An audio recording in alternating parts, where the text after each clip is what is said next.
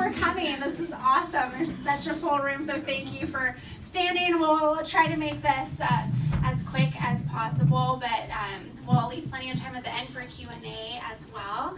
So my name is Ellen. As you see up here, we have a link where you can sign into the event. We'll be taking resumes after the presentation as well if you guys want to stay and chat with us for a little while. But we'll leave this up at the end as you guys are exiting if you want to upload your information there that way as well.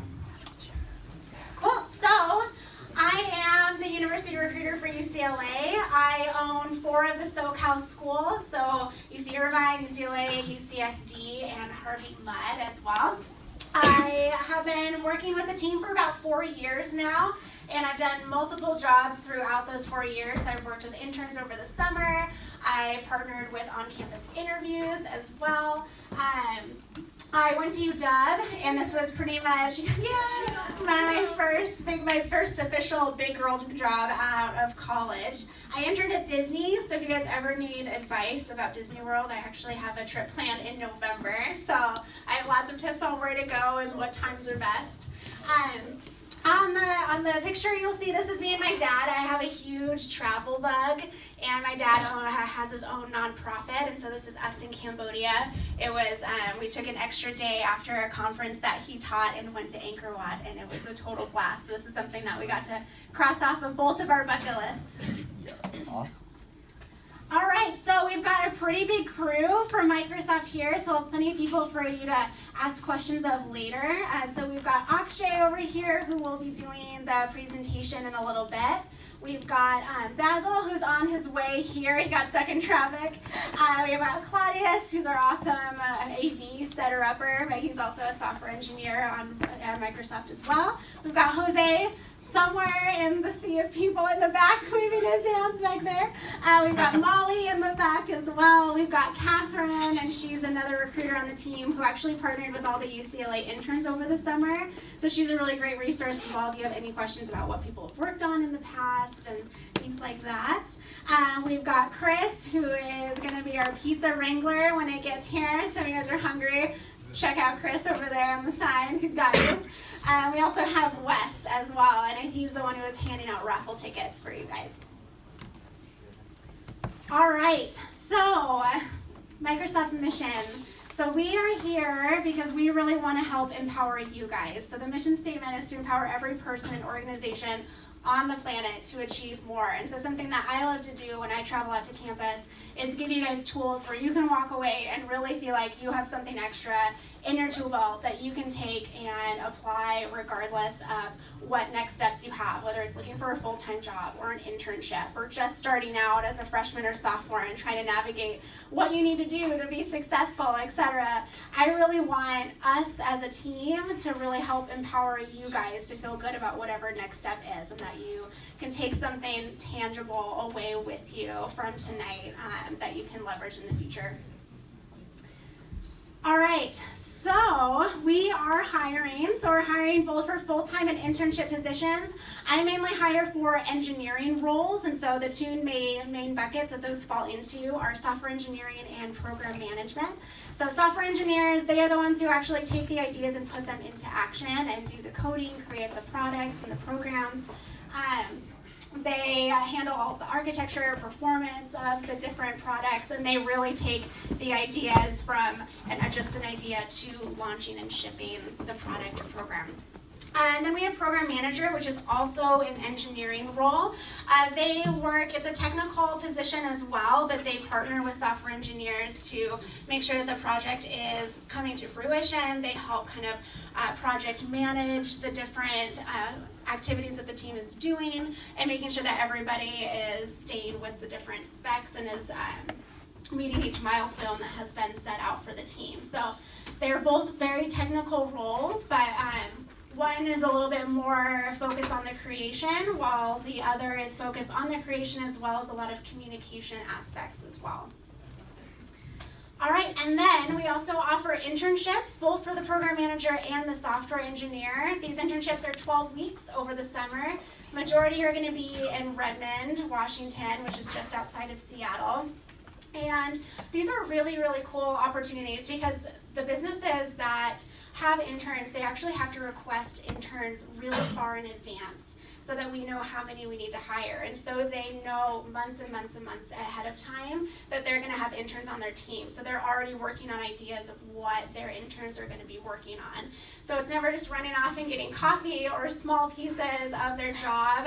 It's actual impactful work, and it's something that's either integrated into what the team is currently working on that can scale to 12 weeks, or it might be an idea that they've never quite had the time to get to. That's like a blue sky idea that they're going to give to an intern to hack on and start working on for the summer.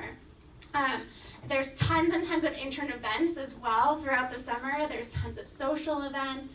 There's networking events. There's special speaker series. There's a massive signature event that we do each summer as well, where all of the interns come in from every location, and we have one massive, massive event. So one year we rented out all of the state fairgrounds, and we had Microsoft-themed carnival games. We rented out, we had David Blaine come and do a private show for everybody.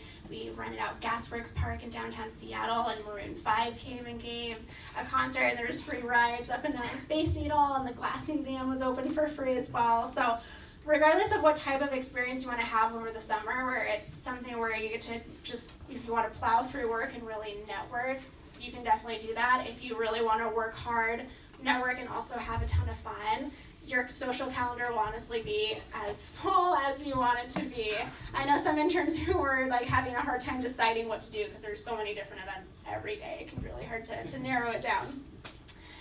All right, and then we also have our Explore Microsoft Internship Program, and this one is for freshmen and sophomores. So maybe if you've just taken an intro level class to CS, you took AP level computer science in high school, but you're not quite sure what you want to do with your degree or what career you want to have in the technical world, this is an awesome opportunity for you because it's a rotational program. It's still 12 weeks long, but you're working in a team of up to 3 or 4 other Explore interns on the same project, and you get to actually rotate roles on that project. So it's typically 8 weeks of software engineer work and then 4 weeks of PM work.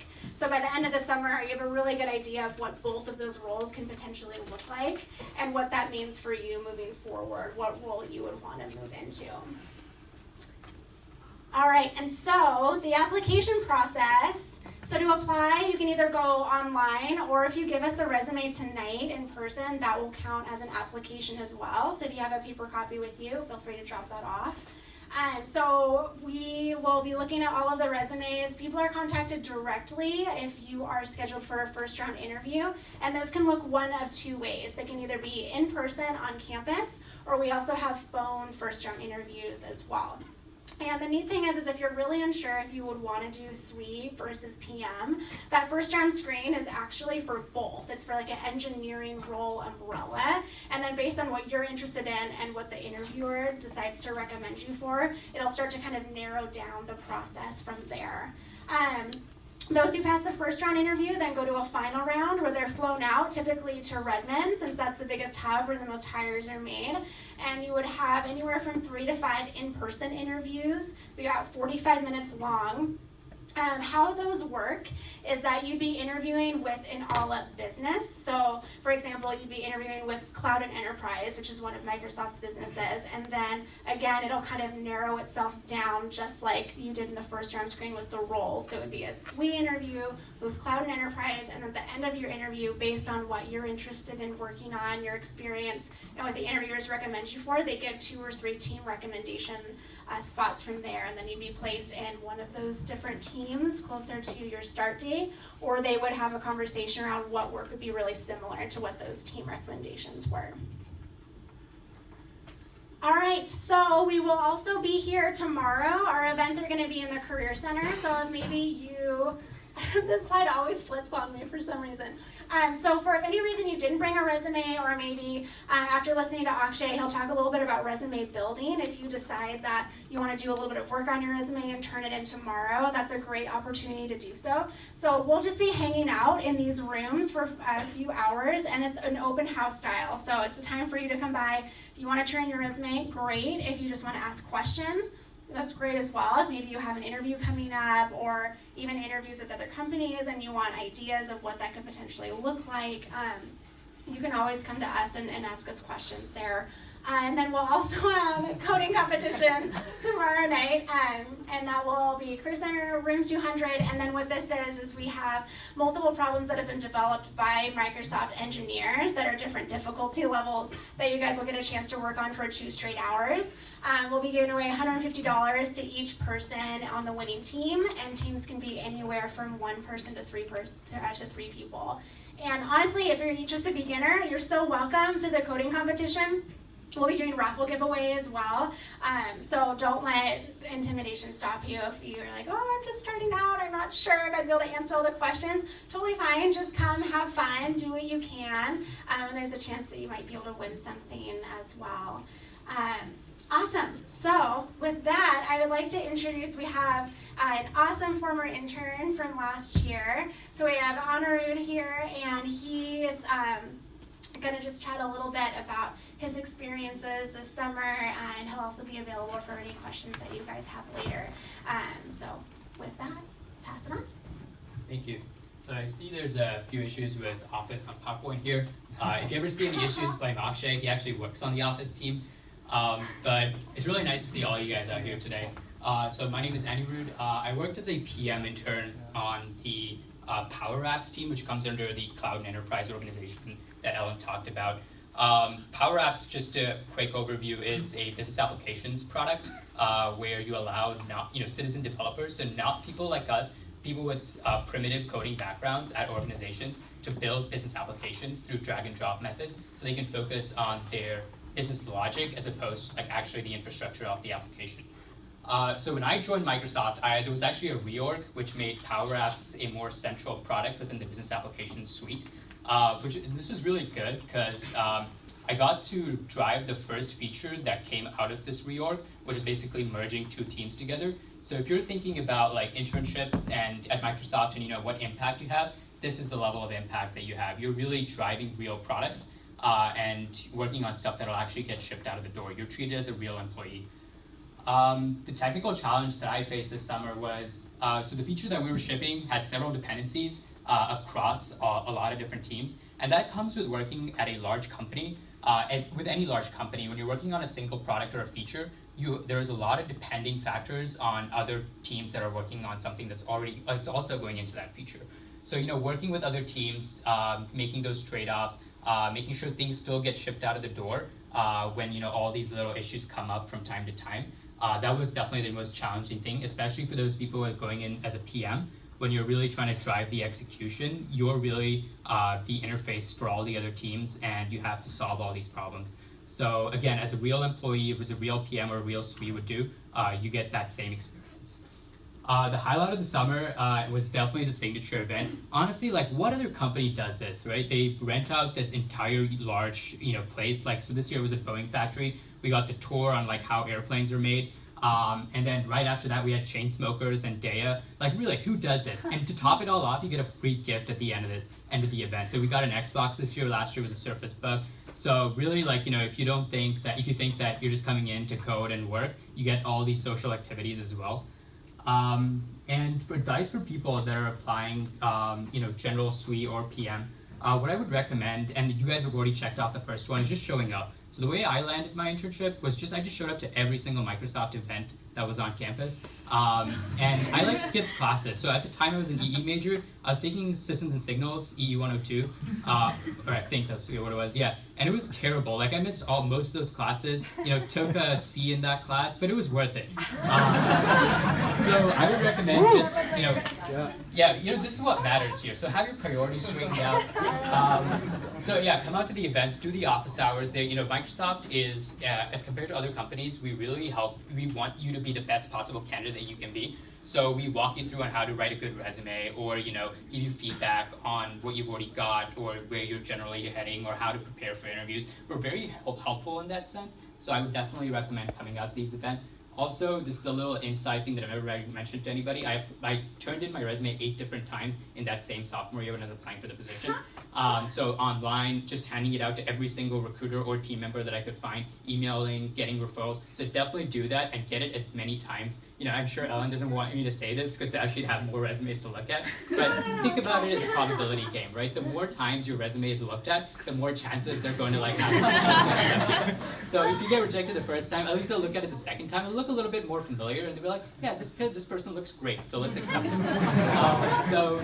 Also just really prepare very quickly, very much in advance. Once you do get the interview, things move very fast, and this is across for all the large companies, or any company really.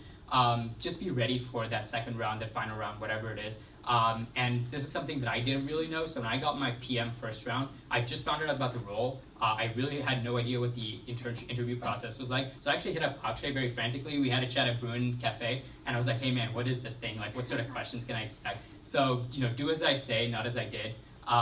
But prepare early, get the resources, do all the cracking the PM or cracking the coding interview. Just hit me up anytime you need any resources. I'm happy to direct you in that way. And just have fun. It's a really stressful process, but it's important just to relax, and you tend to do better when you're relaxed as opposed to when you're stressed. And I'll hand it off to Akshay, who will now teach you how not to be jobless after college. Yeah. Thank you.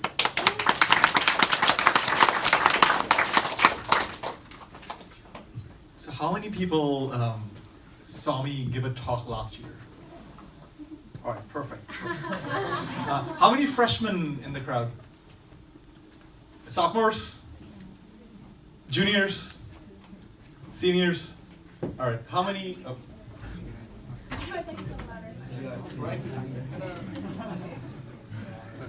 And how many Harry Potter fans?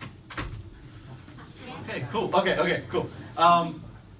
So if we say that any sufficiently advanced technology is indistinguishable from magic, we should listen to some of the most respected veterans of our industry who are absolutely magical in their advice when they say it is not our abilities that show who we truly are, it is our choices. And as he says, and that's what we're going to talk about today, choices. Because coming to this talk today, that's the choice you made. Becoming a computing major or choosing to go into the tech industry, that's a choice you're making as well. And a small fraction of you will go into academia. Some of you will start your own startup, but the vast majority of you, if the numbers I looked up are correct, will go and take a job at some existing startup or company. So you can say that one of the outcomes of your degree is to get you a job.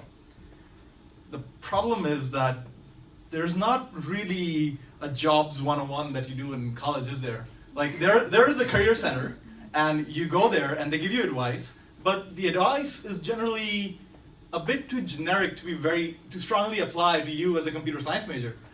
The opportunities and the constraints of our industry are different enough that advice isn't particularly effective for you. So what do? You'll have so many choices, like how do you spend your time, what is the first company you start at, what do you eat for breakfast, all of these things, you have forks in the road that you have to figure out, and that's what we're going to talk about. Going through this journey of college, going through the interviews, and going and selecting your first job. So let's jump right in. College. How did you get into college? I'm guessing most of you were super smart. You got into UCLA. You went to your college counselors in high school, and you had a high school GPA, 4.0s, 3.8s, 99% marks, whatever it is, right? And you have the highest GPA in your school. Your college counselor tells you this is the SAT score you need. You have 4.0 GPAs, you need a 2350 in the SATs, 2400, and that's how you get into college. And that worked for you, you're here. And the natural logical progression is, yes, now in college, they give me a GPA, and what I'm going to do is I'm going to keep pushing that number up, and that's going to get me a job. That's going to figure out my career and what I want to do after this. The problem is, if you just keep pushing a number up without a concrete plan on what's happening and what's the end goal, you end up like this poor guy who's just running on the wheel. And it's just a rat race. You're just running without an actual goal in mind. So that's one. If you're not spending your time on your GPA, what's the other big time sink you have in college? This is what your rough class schedule maybe looks like. I went to UCLA, by the way. I'm a UCLA alum. So this is what the class schedule looks like. And if you're maybe taking an Eggert class, this is what it actually looks like. And this is what it actually looks like.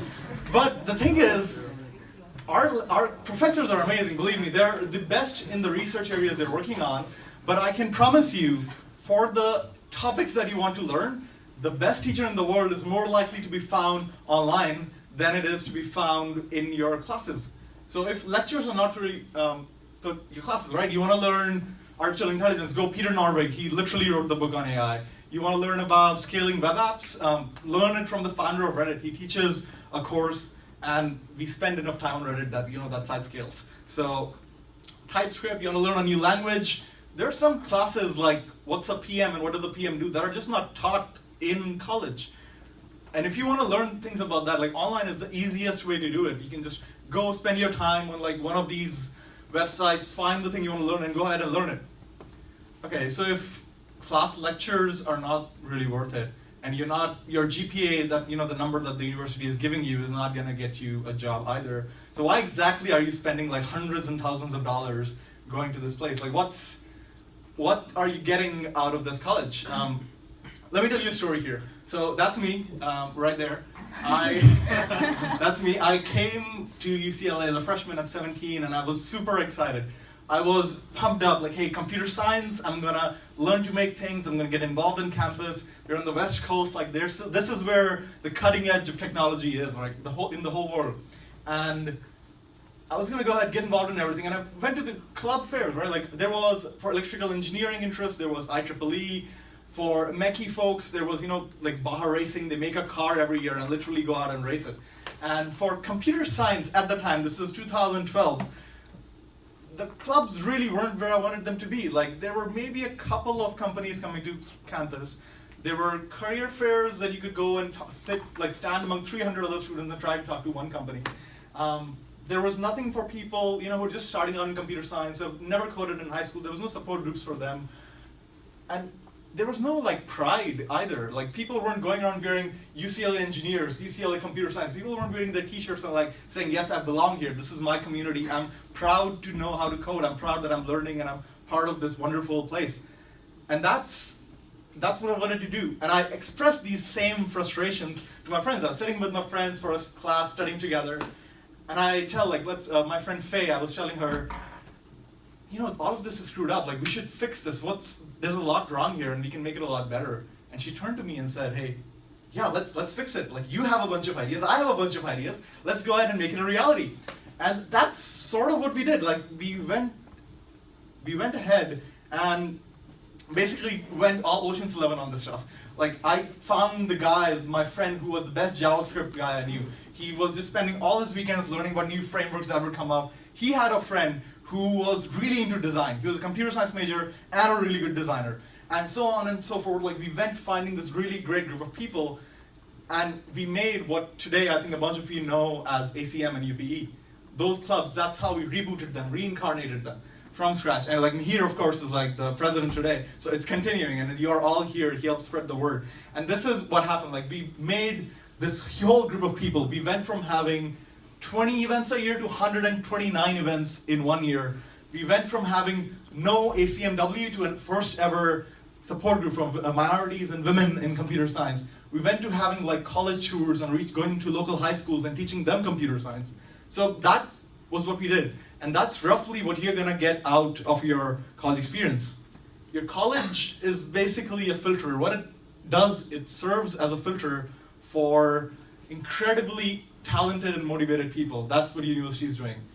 Once you get in, what the university has done is find some of the people with the highest potential in the world and put them in one place together. So the people that you see around you today, the people you came here with, they are potentially your future co-founders. 10 years down the line, when you're looking for advice and help, or you're looking to found a company, or you're just stuck in your career or need help in some way, these are the people that you'll turn to, and these are the people who will help you. That's where university serves us. And of course, your professors. The university literally requires the smartest minds on the planet to spend 2 to 4 hours a week with you. Those are their office hours. Go there. That's where you really get the personalized one-on-one attention, and you can use that however you want. If you run out of questions on their homework, ask them about their career. Go ask Nachenberg about his rock climbing stories, or ask Eggert about how he maintains the Linux time zone database. He'll talk for 6 hours about that as well. That whole stuff. And I'll go one step further and say the same thing Anirudh said. You should skip class. I'm not, to be very clear, I'm not telling anyone to fail your classes. I'm not telling anyone to aim for a low GPA. What I'm saying is, you can be very careful in how you spend your free time. That Friday discussion section that's for 6 hours, you don't really need to go to that. I don't know when does. But what you can do is actually use that time for a much better education that you can construct for yourselves. There was one quarter at UCLA, I think in my sophomore year, where I spent more weekends outside LA than I did on campus. What I did was I sat down with Calvin, James, Faye, and all of my other friends. We sat down and made a list of all the hackathons who were reimbursing flight tickets. And what we did was, we literally flew all over the country for free because hackathons paid for them. We would fly out on a Thursday, go sightseeing. Like for MHacks, the hackathon was in Detroit. We bought tickets to Chicago, sightseed for the whole day, then drove over to Detroit, did the hackathon Friday evening to Sunday morning. Then Sunday we drive over to New York and then go to the Statue of Liberty and do all the touristy things because we were all going there for the first time. And that's kind of what we did. We got a lot of sightseeing and road tripping as part of that, but what we really learned was going to these hackathons and you meet all these sponsors and all these companies who are looking for the hungriest CS people. What they're looking for is the students who will spend their free time, their weekends coding because they love this so much. And you get to learn that, hey, what are the skills that they're looking for? What are the newest startups, the hottest startups? What are they focusing on? What are the new areas of computer science that are actively being worked upon and that where a lot of venture capital is flowing? And I think that was a much broader education that I achieved there than I would have sitting in or sleeping in Friday discussion sections, So, and eventually, of course, that led to me also participating in LA Hacks, which some of you might have been to and all of you should go to before you graduate. So skipping class, do it. Let's move on to the next one. Interviewing is really, there's just 3 steps there: getting interviews, prepping for them, and acing them, as I'm sure all of you will do. So getting interviews, there's only, the best way to get interviews, there's one way, and that involves being shameless, totally. Go ahead and, when you're looking for project partners, you're in a new class, and you need people to work with, who do you look to? You look to your friends. You look to people who you have worked with before, because you know they're reliable, you understand their skill level, you know when it's midnight, and you're all struggling to get your code to even compile, and the project is due, that's when all of you will work together and get shit done. That's what you know. You know these people really well. So, and the same thing happens when the HoloLens team is looking for a new computer vision engineer. What they do is they ask their existing computer vision engineers, hey, do you know anyone you can recommend? Is there someone whose skills you trust? That's the first place they'll look. They'll still do the normal interviewing process, go out to recruiters and go through the whole pipeline in the industry and universities, but the first place they'll always look is people that their engineers already trust and know. So be shameless and do that. The second place, of course, you'll go is resume, take your resumes and go to your career fair. But before we get into career fair, just look at these. If you have 30 seconds to look at them, today we'll get about, 100 resumes from everyone, and if you have 30 seconds to look at this, you would just choose the one on the left because it's actually readable. The other one, just looks like shit. That's what I would call it. I would throw that into the trash can because even though that's my resume, but I would still throw it away. But once you have it nicely formatted, you have the headings and you have everything bolded and arranged, and just use a template online. Microsoft Word has a template, so you can go ahead and do that. But once you have it arranged, the thing that matters most is content. What do you put on there? What makes you unique? Unless you're a freshman who has just started last Friday, do not put your classes on there. Do not put your class projects on there. Why? Because all of you are going to take the exact same classes. So if you put that on your resume, how does that differentiate you from every other student in this room? What differentiates you is where your unique abilities lie. If you go to hackathons and make side projects, that shows that you're passionate about this field. You're passionate enough about this field that you'll go ahead and spend your free time on this. Put your leadership experience on there when you're involved in clubs, because when you're working professionally, there will be times when you're having technical debates with your colleagues and you'll have to convince them, or sometimes you'll have to just pull the whole team together and say, no, we have 1 week left, we have to finish this. And that's where that leadership experience really comes into play, and that's where you want to showcase that. You should also showcase the things that make you unique, because imagine you, my roommate in college, Lowell, he really liked powerlifting.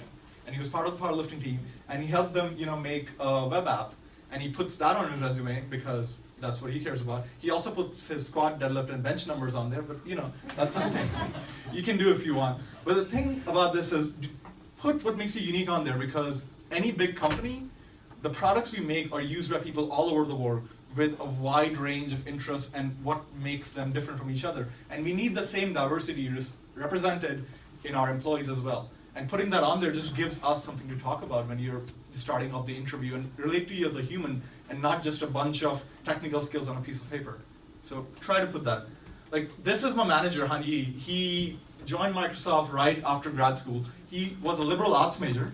He's really into Japanese culture. I go into his office and he's always reading some manga book or the other. He's like 45 right now. And there's the part that I really like about him, like, he's very passionate and like has a strong opinion on things. The first of which was demonstrated that he showed up in 1997 to Macworld, because what he and I work on is the Office for iPhone, iPad, and Mac team. So he shows up to Macworld, and there's a Microsoft booth. He's not a part of Microsoft right now. And he just shows up to the booth, goes straight to the Microsoft engineer there, takes a 50-page stack of papers and like slams it on the desk and says, "This is everything that's wrong with Microsoft Office today." And like literally, he has a whole sheet of like printouts detailing everything that's wrong. Like, he uses Microsoft Office in Japanese, so he just says, "This is everything that's wrong. This is what I expect there to be, and this is what needs to be improved. This is the and he did this. It switched off. Would you like to switch it off? Does anyone know how to switch it on? The remote's got. I had to stand on top of the table. If someone I hear could the fan. get up Yeah, and would you mind seeing if you turn press it the back power on? button. Yeah, there should be one there. I hear the fan. It might be the heat in the room. Oh, too. where? Oh, right. Yeah. Will it switch I don't know on? where he is. Yeah, it might be In the front? from the room. Sounds like it's tough. Yeah, do you want to open the door there? Cool down the room. Don't keep pressing it first, and then you start to know it's on.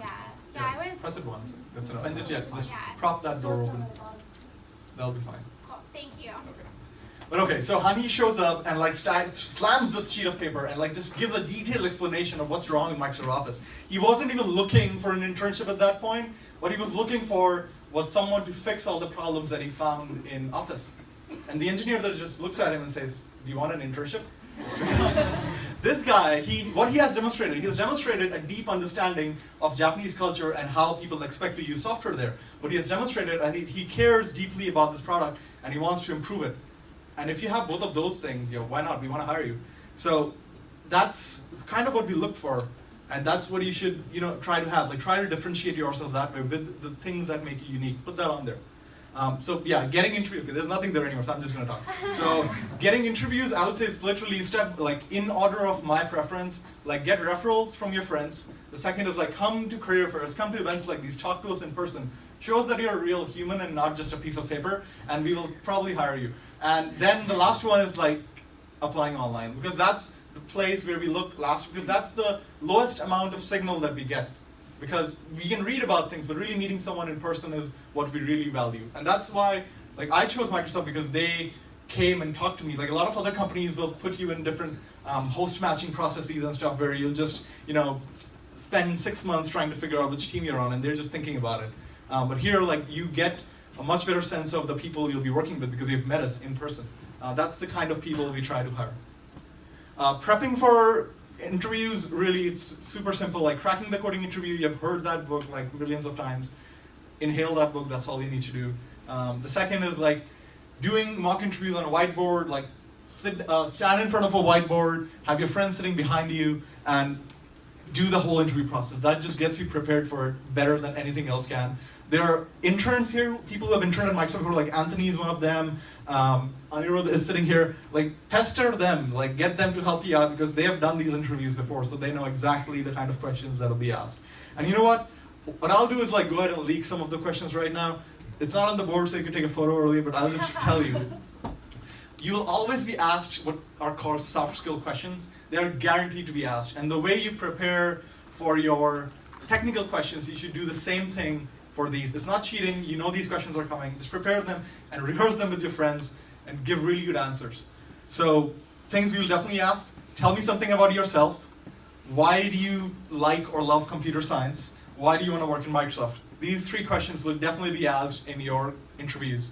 And I'll tell you like some real answers that I've gotten to these, some hilariously bad answers that you should not give.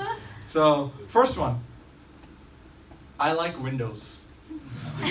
Second one, it's a big company. Number 3, you make a lot of money. I like to play games on my Xbox. Like those are, like people have given these answers valid reasons for why they want to work at Microsoft.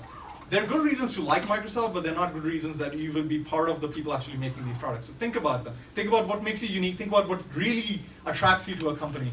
And present all of that. That's what you need to tell us when you ask these. So what are we really looking for when we interview someone or when we talk to someone face to face? I went to a career fair in my junior year, right after my sophomore year internship. And I'd finished my first ever technical internship. I'd worked as an engineer for 3 months, and I was super excited. I made money for the first time in my life. I was, super excited that I learned a lot of things. And at that time, I was really thinking, I'm hot shit right now. Like, that's what I thought. And I go up, stand in line at the Microsoft booth, and I'm standing behind 2 other people, right? And the guy in front of me, and I can overhear them, I can hear them talking what they're saying to the engineer that they're talking to. So the first guy in line, he's saying, yeah, so I've been to like 18 hackathons, and I have won 15 of them, and I have 10 first prizes, 6 API prizes, and I don't sleep, I just hack all the time. I started sweating. I'm like, I've been to 1 hackathon, and I have never won any prizes. I've just maybe made a couple of apps, and I haven't won any prizes at all. And then the next student walks up. She's a PhD student, and she is doing research in computer vision. And she goes up to the engineer and says, yes, I work in the computer vision lab, and I am researching virtual reality and foveated rendering and how to improve those techniques. And I'm panicking right now. These people are smarter, have done more things than I have, so what chance in hell do I have to get hired or even getting an interview right now? But then I notice the engineer who's there, and I look at him, and he's just tired. He's exhausted because he's been standing there for 2 hours talking to over 100 people, and I know he wants a break. So I just step up to him. I don't hand him my resume. I don't just go there and throw my resume in his face. What I do is I step up to him and say, hey man, thanks for coming down. I know you have a busy job. I know you are working on a lot of important stuff. Thanks for coming down, taking a week out of your work, and spending the time to talk to us, because face-to-face interaction, you're learning about me, but this is also my first real chance to interact with Microsoft as a company and learn about it and judge whether Microsoft is a good fit for me. So I just thanked him. And the guy's demeanor completely changed. And he started smiling and telling me about the work he does and what he's worked on. He was an accessibility engineer, so his work literally helps blind people use software and get actual jobs and make a living. And he was super passionate about that. He was happy and proud of the impact that he makes, that his work enables 3 million people in the US and hundreds of millions worldwide to actually have a livelihood that they can proudly say and not be below the poverty line.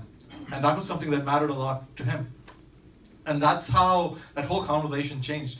And I think if I go back to it, and he later told me, that's one of the things that we look for, is one, of course you have to be technically smart. You all go to UCLA, you might not believe it, but just by getting into this computer science program, you have the potential to be as technically capable as we need you to be at Microsoft. So being technically smart, that's table stakes. You're already there. Number 2, clear communication. No major piece of software in the world was made by, except Git maybe. Most software in the world isn't made by a single person. What it is, it's made in teams. It's made with people working together. You don't go into a dark room and emerge 1 month later with a really long beard and a piece of software that you can just present to the world. You work in teams together. What you do is you talk to people, you communicate. You have ideas about the technical structure, the implementation, and you talk about that, the design and everything. And that's what you need. You don't need to be an extrovert or someone who just gets in front of people and starts giving speeches all the time. What you need to do is you need to have clarity in your thoughts and communicate them. That can mean just write really well-structured emails and explain why this is the right approach to implementing this program that we're making right now. Or it might be, hey, you are really comfortable speaking up in meetings, then go ahead and do that. But if you can be no speakable content in front of the screen. So if you can be really comfortable like communicating what you're thinking and why it's right or wrong or how it can be improved, that's super valuable to us. And the third thing is honestly, don't be an asshole. Like that's what we look for. Like be nice and express empathy. I think that's what I demonstrated to that engineer that day. That's why I got an interview, and I think I got a job and I'm here today. So that's where it all follows through. Like if you demonstrate these three things, that's what we're looking for. Be technically smart, communicate clearly, and be nice to people. All right, so if after you do all these things, then you're smart, you'll have 15 job offers each, and you're gonna be choosing your first company. So what do? I work as a PM now, but I think it's done overheating. oh, is done overheating? Someone might want to press it on, but Thank you. thank you. Way to be nice. Awesome. Good eye. Body. But if you have 15 job offers and you need to choose one company, what do you think about? I work as a PM now, but I am an engineer at heart, and I always crunch the numbers when thinking about these kind of things. So let's say, like, I'll just list out some factors of things that I thought about when choosing my first job. And first up, like salary. Let's say one company is offering you $100,000 a year, and the other is offering $105,000 a year. Over 12 months, that's roughly what, earning about $8,000 or $8,500 a year. And I don't think a difference of what's about $400 a month really makes a difference in my quality of life. So that's not a thing that I considered a major factor in choosing my first job. Perks, let's say 3 startups that you're gonna work at offer free food, and 2 of them do not offer free food. So there are 5 working days in a week, about 4 weeks in a month, and let's say you eat lunch and dinner at your company, and each meal costs $10 if you buy it outside. That's, again, about $400 a month, and I think I can afford to pay that if I'm earning like 7-8 grand a month. So that wasn't a big factor either in choosing a company for me. Then next up, there are 168 hours in the week. Let's say you're a model employee and you're spending 40 hours a month at your work, and then you get perfect sleep. So 8 hours a night you're sleeping, which of course happens. Everyone in college knows that. So 56 hours a week you're sleeping. That leaves you with approximately 72 hours that you spend outside work, not sleeping, in the city that you live in. And that's super important.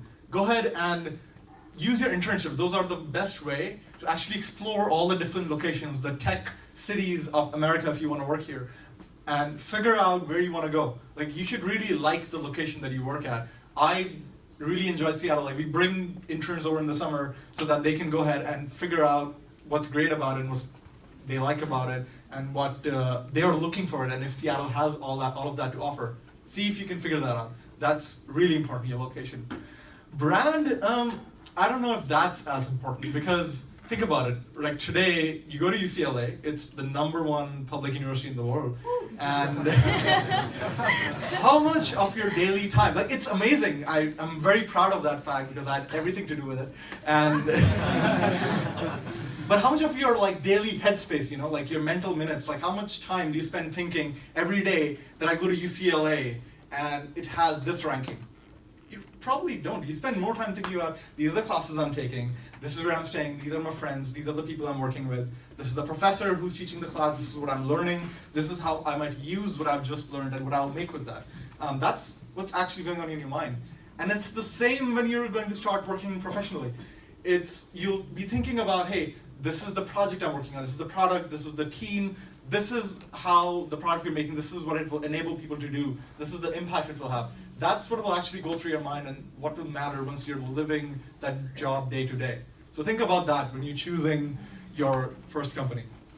And the last one is impact for me. Like, think about it. The way I like to think is 1,000 years ago, you had to be born literally in the royal family. You had to be a child of the king or the queen to make an actual impact in the life of the masses.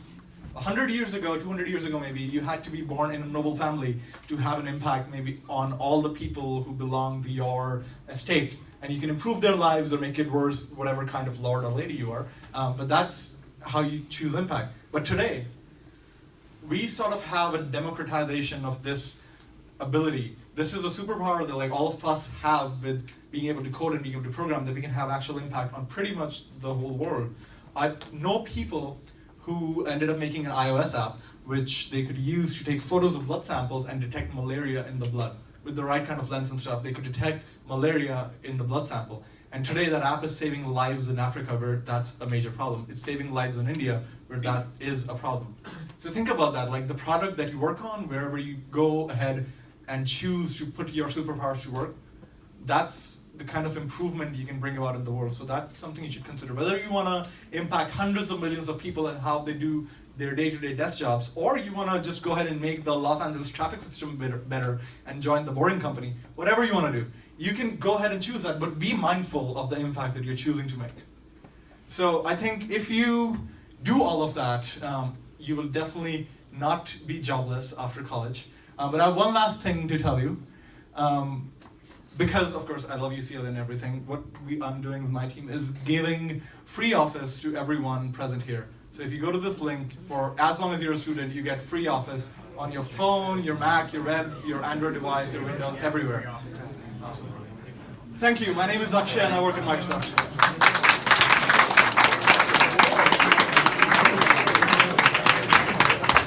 Awesome, thank you. We have a couple minutes for questions. Are there any questions? Yeah. Is PowerPoint available? We can't send it out, but we can leave the link up for you guys if you want the Office link. Yeah. Any other questions? No? All right, could I have the person who has the raffle bag make their way up here?